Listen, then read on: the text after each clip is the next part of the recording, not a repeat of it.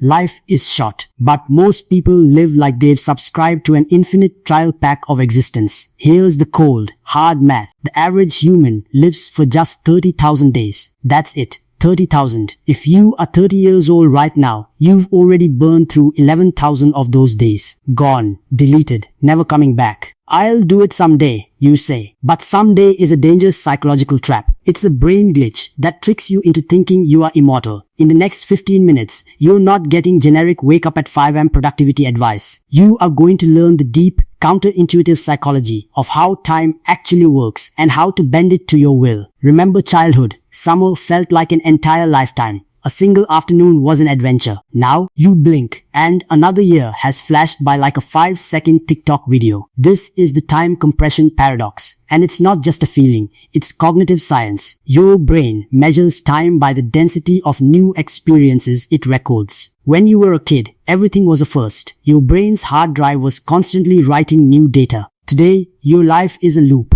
Same breakfast, same route, same 9 to 5, same Netflix scroll. Your brain sees this routine and literally hits skip intro. It stops recording. Just another normal day in the comfort zone. This is time blindness. But you can hack it. Change your commute route. Learn one weird skill every month. Talk to a stranger. Give your brain new data to process, and you will literally stretch your perception of time. Remember, we wildly overestimate what we can do in a single day, but massively underestimate what we can build in a single year. Most people confuse frantic movement with actual progress. They drown in busy work to avoid doing the hard things that actually move the needle. To fix this, run the Deathbed test. Fast forward to yourself at 90 years old, sitting in a rocking chair. Looking back, will you care about that extra hour spent polishing an email slide deck or the missed dinner with people you love? I'll just finish this one urgent report first. Meanwhile, real life slips away. Ruthless prioritizers understand a golden rule. Knowing what not to do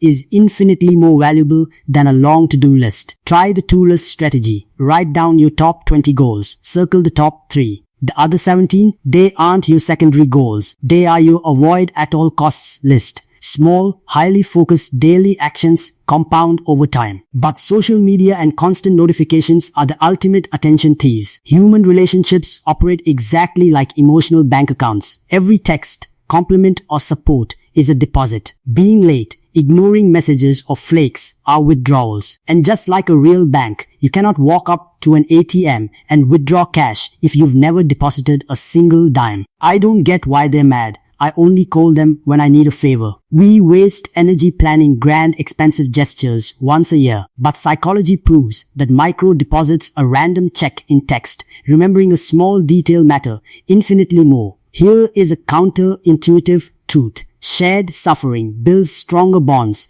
than shared pleasure. Going through a storm together cements a relationship far deeper than just partying together. Also, don't ignore your weak ties, those casual acquaintances. Strong ties keep you comfortable, but weak ties are the bridges that bring you completely new perspectives and opportunities. Your next big career breakthrough isn't in your current lane. It's lurking in the adjacent possible. That's the sweet spot, right on the border of what you know and what you could know. No, I need to stay in my lane. It's safe here. But safe is how careers get stagnant. The biggest mistake in your 20s and early 30s is optimizing for a high salary over high-speed learning. Optimize for skills. Every unique skill you stack is a lottery ticket for a future payout. Forget the traditional career ladder. It's dead. Modern careers are a jungle gym. Sometimes you have to move sideways, diagonally, or even backward to build a killer skill combination. Comfort is career quicksand. The longer you stay in a role you've already outgrown, the harder it is to pull yourself out. Learn to use productive procrastination when you're avoiding one major task. Channel that nervous energy into a creative side project. Health isn't just about dodging disease. It is your ultimate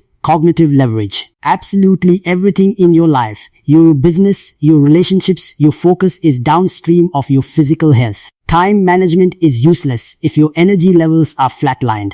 Would you rather have 8 high-focus, vibrant hours or 12 brain-fogged, caffeine-fueled ones? I'll sleep when I'm dead. Terrible strategy. Sleep deprivation doesn't make you a hustler. It makes your decision-making as bad as being legally drunk. Understand that you are actually two different people. Morning you and evening you. Don't let morning you write a tyrannical schedule that evening you will inevitably sabotage. Use micro workouts, 10 air squats, a 2-minute stretch, or a quick walk. Your body was built to move. Physical movement triggers immediate mental clarity. Want to master any complex topic at 10x speed? Don't just study it, try to teach it to a 10-year-old. This is the Protégé effect. Explaining a concept simply forces your brain to patch its own knowledge gaps. But I'm not an expert yet. I can't teach this. Actually, beginners make the best teachers because you still remember exactly how it feels to be confused. Want a shortcut to decades of wisdom? Read biographies. You can download an extraordinary person's entire lifetime of mistakes and victories in just 4 hours. Don't try to be good at everything.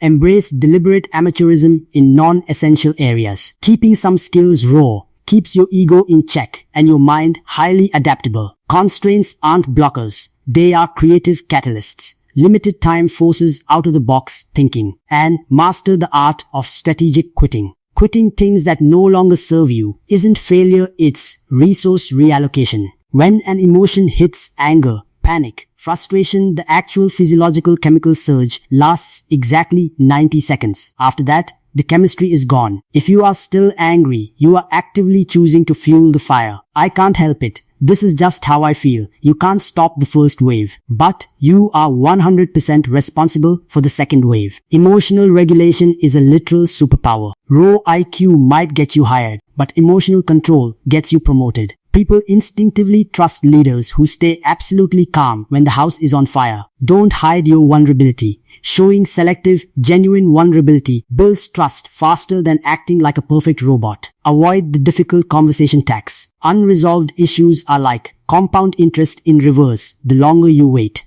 the higher the emotional debt. Finally, unexpressed gratitude is like wrapping a beautiful gift and never sending it. It benefits absolutely no one. Say it out loud. Money isn't just paper or digits on a screen. Money is stored time. It's your stored freedom. But here's the paradox. Making more money often makes people drastically poorer in time. This is the trap of lifestyle inflation. As income rises, expenses swell. Bigger house, faster car, higher maintenance which requires more hours at the desk to pay for them. Finally, I can afford everything I ever wanted. You don't own your things. Your things own you. True wealth is time affluence. Would you rather earn $100K working 80 grueling hours or $70K working 30 highly efficient hours? Rent objects, but buy experiences. Material things degrade and lose value, but memory-dense experiences actually appreciate in your mind over time. Creativity isn't a magical lightning bolt. It's more like a rusty old water tap. When you first turn it on, the water is brown, muddy, and useless. Those are your first bad ideas. I'm just waiting for the perfect clean idea to strike. It won't. You have to let the muddy water run first to clear the pipes. Never try to create and edit at the exact same time. That's like driving with one foot slammed on the gas and the other on the brake. Write down the messy draft first. Put on your critic's hat tomorrow. Document your progress. Keep a file of your terrible early work. Seeing how far you've come is the absolute best fuel for your creative confidence. Your unique creative superpower isn't a single skill.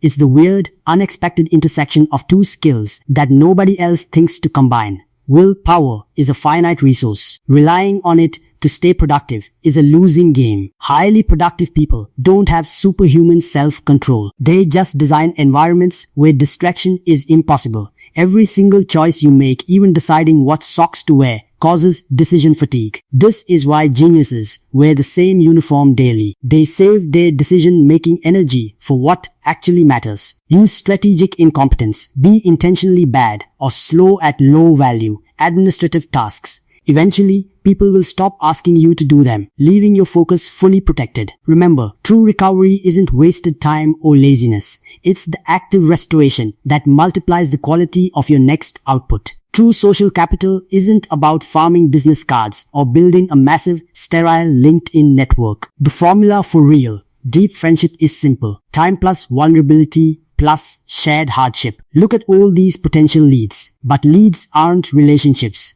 The best networkers aren't recruiters, they are super connectors. They introduce people who can help each other with zero expectation of a return. Don't wait for massive milestones to reach out to people. A friendship is like a garden. It needs constant, micro doses of watering, not a flood once a year. Build your community long before you ever need them. Because once you need them, it's already too late. Your brain relies on mental shortcuts to understand the world. But remember, the map is not the actual territory. Most people only look at the immediate, obvious result of an action. They play checkers. High performers practice second-order thinking. They don't just ask, what happens if I do this? They ask, and then what? What are the domino effects 3 steps down the line? This seems like the perfect quick fix. Quick fixes usually create massive long-term problems. Knowledge is just collecting facts. Understanding is seeing the hidden patterns. Knowledge is knowing a tomato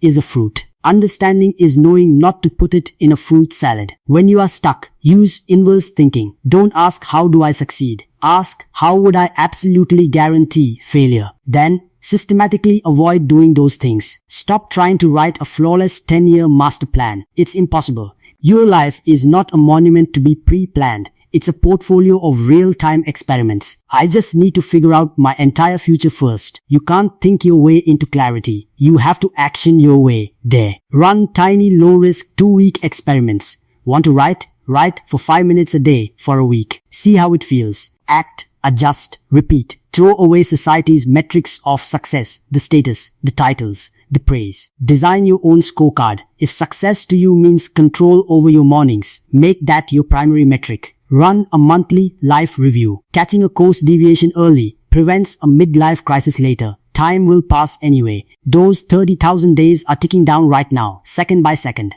Your habits become your days. Your days become your years. Your years become your legacy. Don't try to change everything tomorrow. Pick just one single concept from this video that hit you hard.